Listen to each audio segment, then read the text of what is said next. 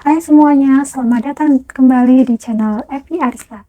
Di video kali ini, aku mau cerita tentang pengalaman jualanku di bulan puasa tahun 2025 ini. Jujur ya, dibandingkan tahun lalu, untuk penjualan kali ini tuh turun lumayan drastis lah. Jadi aku pengen bikin review supaya bisa jadi bahan pelajaran buat aku pribadi dan mungkin juga buat teman-teman yang sama jualan kayak aku juga. Review penjualan tahun ini versus penjualan tahun lalu. Kalau dibandingkan dengan Ramadan tahun lalu, omset aku turun cukup banyak, lumayan banyak ya, dibandingkan tahun lalu. Tahun lalu momen Ramadan tuh benar-benar rame ya, tiap hari bisa bungkus 20-30 paket.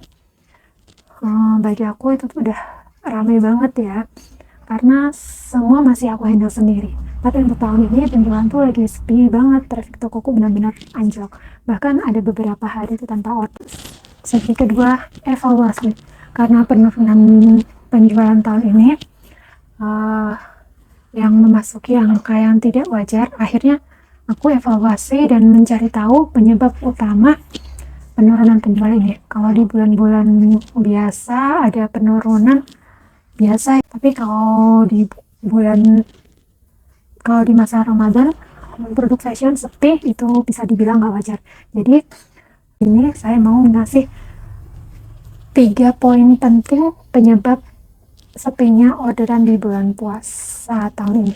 Pertama, stok gamis dan koko. Jadi gamis dan koko di tokoku pada bulan Ramadan ini kosong. Padahal dua produk ini merupakan produk andalan yang banyak banget dicari orang pada waktu bulan Ramadan. Karena produknya kosong, jadi penjualan juga ikut menurun ya. Kalau tahun lalu aku bisa nyetok 100 lebih koko dan gamis. Puasa tahun ini kosong stoknya, jadi nggak ada penjualan koko dan gamis. Ada cuma beberapa, tapi itu juga produknya produk lama dan tinggal dikit stoknya. Terus yang kedua, stok produk yang sangat terbatas. Ini masalah personal sih, karena ada masalah finansial, jadinya uang modal yang seharusnya buat kulakan tuh kepakai untuk kebutuhan sehari-hari. Jadi aku belum bisa menuhin stok. Jadi banyak stok kosong dan produknya tuh sangat terbatas. Terus yang ketiga itu traffic ya. Sebenarnya ini penyebab klasik sekali, tapi sangat krusial di online shopan. Traffic itu sangat klasik sekali, tapi sangat penting, sangat krusial di online shop. Jadi tanpa traffic, toko kita means nothing, nggak ada apa-apanya. Tanpa pengunjung, toko kita nggak akan ada penjualan gitu. Salah banget. Dari awal aku kurang aktif promosi baik di sosial media maupun iklan, campaign juga, karena aku ngerasa stoknya dikit gitu. Jadi ya trafficnya nggak terlalu ngejar traffic. Waktu itu aku masih slow aja. Jadi ya akhirnya pas bulan Ramadan gagal sendiri. Aku nggak bersiapin dari awal gitu. Jadi pengaruhnya itu besar sekali ke penjualan. Tanpa traffic, online shop memang tidak bisa berkembang ya. Tadinya sempat mau pasang iklan, tapi karena emang stok banyak yang kosong, jadinya aku hanya ngandelin traffic organik aja. Ya, yang biasanya sehari itu traffic bisa 1000 pengunjung, dan pas Ramadan kemarin itu paling cuma 50 pengunjung. Dari 50 nggak sampai 100, dan itu dikit banget. Padahal biasanya tuh bisa 1000 pengunjung gitu. Jadi drop banget. Refleksi, tentu saja awalnya sempat kecewa ya, tapi setelah aku pikir-pikir, ini tuh bagian dari proses belajar.